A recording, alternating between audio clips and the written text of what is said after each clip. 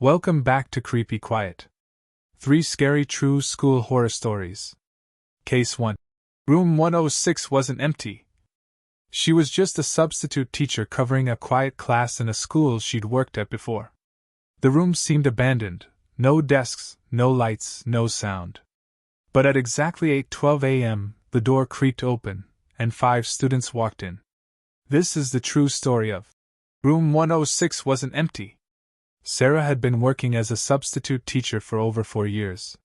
She'd covered everything from pre-K nap time to high school chemistry. But nothing could have prepared her for what she encountered that morning at Eastbrook Middle School, a small rural school in Pennsylvania, tucked away at the edge of a dense forest. It was November, the skies were gray, and the air already had a bite of winter. Sarah showed up 15 minutes early, like always, and signed in at the front office. "You're in room 106 today," said the secretary, barely glancing up. "Last door on the left. End of the west wing. Nothing unusual." She gave a polite nod and started walking down the long hallway. Eastbrook wasn't a big school, but it was old, built sometime in the 1940s. As she made her way past each classroom, she noticed kids chatting, lockers slamming, warm light glowing behind half-open doors. But the farther she walked, the quieter it got. By the time she reached room 106, the hallway was silent. The door was shut. The small window on it was fogged from the inside. She turned the handle and stepped in. The lights were off. No desks. No chairs. No signs of life, just a bare room with old, faded posters peeling off the wall. There was a faint smell of wet wood and something metallic. Sarah stood there for a few seconds, confused. Had she gone to the wrong room? She walked back to the office. "Sorry, but room 106 looks empty. There's no furniture." The secretary finally looked up. "That's correct. But that's your room today." Then added, without emotion, "Don't worry. The kids will come." Back in the room, she sat on the floor. Her watch ticked past 8:10. Then, at exactly 8:12 a.m., the doorknob turned. It creaked open. 5 students stepped inside. 3 girls, 2 boys. All in old-style uniforms, long skirts, dark blazers, white socks. They were silent. Their faces pale, almost drained of color. Their eyes avoided hers. Sarah stood up, startled. "Good morning. I'm Miss Sarah, your substitute today. You can sit wherever." The students didn't move toward the walls. They just sat down, cross-legged, on the cold, dusty floor. "Can I take attendance?" she asked, nervously. "Can I get your names?" No one answered. One of the boys finally looked up. "We don't stay long," he whispered. "We only come when someone opens the room." The air in the room felt heavier now, as if the oxygen had thinned. Sarah felt a strange pressure in her ears, a subtle buzzing, like standing too close to a speaker. She blinked. And when she opened her eyes, the 5 students were gone. No footsteps. No door movement. Just empty. Panicked, she checked the hallway. Nothing. Ran to the office again. "Where did my students go?" she asked. The secretary's face turned grave. "Room 106 hasn't been used since the fire. That wing burned in 1984. 5 students were trapped inside. The building was rebuilt, but that room was sealed for years." Sarah stood frozen. "But I saw them." The secretary didn't blink. "You wouldn't be the first." Sarah never returned to Eastbrook. A few weeks later, she received a letter from the school board thanking her for her service. But there was one strange line at the bottom. "If anyone from room 106 speaks to you again, don't answer." She never forgot the time, 8:12 a.m. The exact moment the old school records said the fire had reached room 106. Some classrooms never forget. And some students never leave. Case 2. The locker that cried. At first, it was just a rumor. "Never open locker 314, or you'll hear crying that never stops." She didn't believe in ghost stories, until the notes started showing up. until her name appeared in a photograph taken before she was even born. This is the true story of the locker that cried. Hikaru was 14 when it happened. An ordinary ninth-grade student at a private all-girls school just outside of Tokyo. The kind of school where tradition was taken seriously, black skirts, blazers, tidy rows of lockers. But it was also the kind of school where rumors thrived, especially the dark ones. And none were more famous than the story of locker number 314. Everyone whispered about it. If you hear crying, walk away.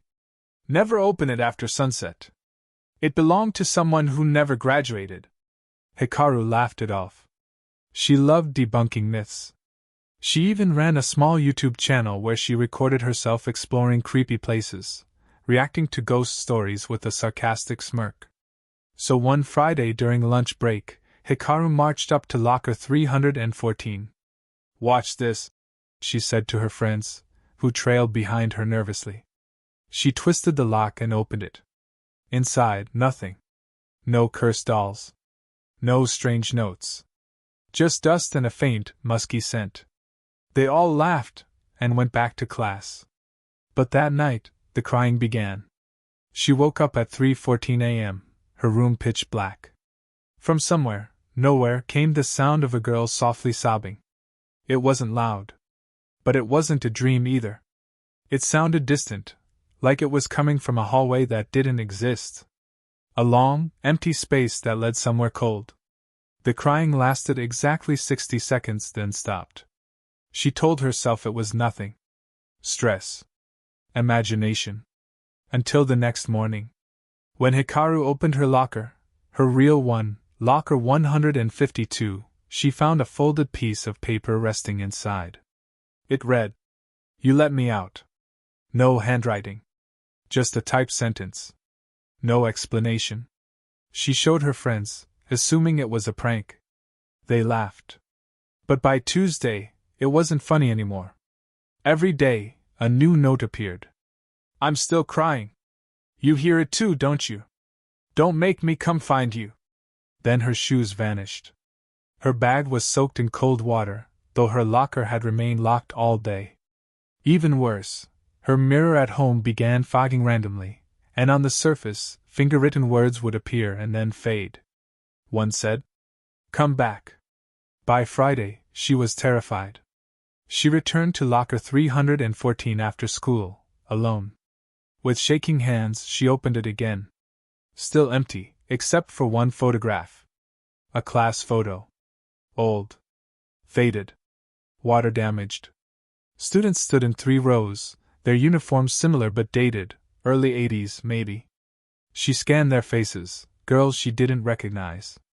But then, in the back row, a girl who looked exactly like her. Same expression. Same jawline. Same eyes. But the eyes had been scratched out. Underneath the photo, faint handwriting read, "Hikaru Saito. Class of 1983. She dropped the photo and ran. The twist? Hikaru was born in 2001. There was no way she could have been in that photo. She later discovered that a girl named Hikaru Saito had attended that school in the 80s.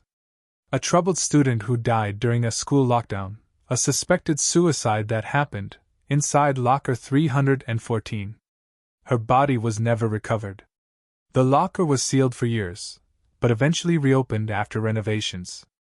No one spoke of it. Until now. Hikaru posted the story online. The photo? It wouldn't scan. It appeared blank in every camera.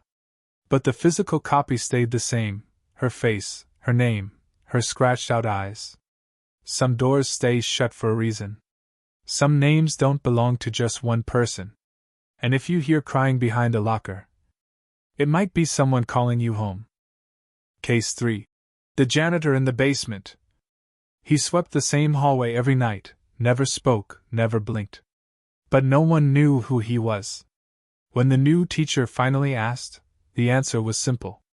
"We don't have a janitor on that floor." This is the true story of the janitor in the basement.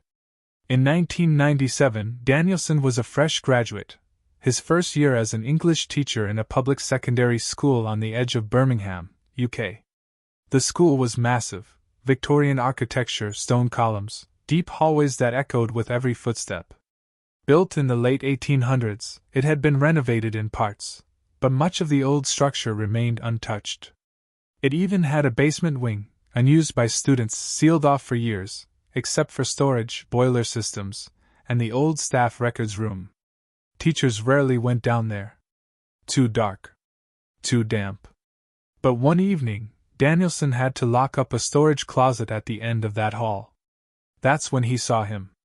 A man, probably in his 60s, wearing a gray janitor's jumpsuit, sweeping the far end of the hallway. He moved slowly, methodically, head down, broom gliding across the floor with barely a sound. "Evening," Danielson called. The man didn't look up, didn't respond, just kept sweeping. Unnerved but not frightened, Danielson shrugged and walked past. He thought, maybe he's hard of hearing. The next morning, Danielson brought it up with the head custodian, Mr. Callum. "Who's the janitor working the basement wing?" Callum blinked. "No one works down there. Not since the gas leak last year." "You sure you weren't just tired?" Danielson insisted. Gray jumpsuit. Older man. Sweeping like it was his job. Callum shook his head. "Only 3 of us work this building, and we don't touch that wing. Too unstable." That day, Danielson returned to the basement. Same hallway. Same air, thick with dust and cold stone. No janitor. But the floors were spotless. Over the next few weeks, Danielson saw the man again. Always in the same spot, between the staff archive room and the boiler door. Always sweeping. Never blinking. Never speaking. One day, Danielson tried to approach him directly. "Sir, hello? Are you all right?" The man looked up for the first time. His face was pale. Deep lines across his cheeks. But his eyes looked empty. Like there was no color left in them. Then he vanished. Not walked away. Not turned a corner. Just disappeared. That night, Danielson broke protocol and opened the archive files. He searched for janitors, maintenance crew, staff logs. And he found one. Thomas Avery, head custodian, 1952 to 1971. Died during a boiler explosion in the basement wing. His body was burned beyond recognition. Students were evacuated. No one else died. But the floor was closed off for years after. His obituary described him as quiet, reliable, always sweeping, even when no one asked. A few days later, Danielson returned to the basement one last time. There was no sound, except for the soft drag of a broom behind him. He turned, but saw no one. Only an old, worn broom leaning neatly against the wall. Its handle scorched at the bottom. He never went back to that wing again. Years later, when Danielson transferred to another school, he told his story during a staff party. An older teacher leaned in and whispered, "You saw Thomas, didn't you?" Danielson froze. The teacher nodded. "He still cleans. Always has. Even when there's nothing left but dust and echoes. Some staff never clock out. Some halls never fall silent. And if you ever hear sweeping where no one walks, you're not alone."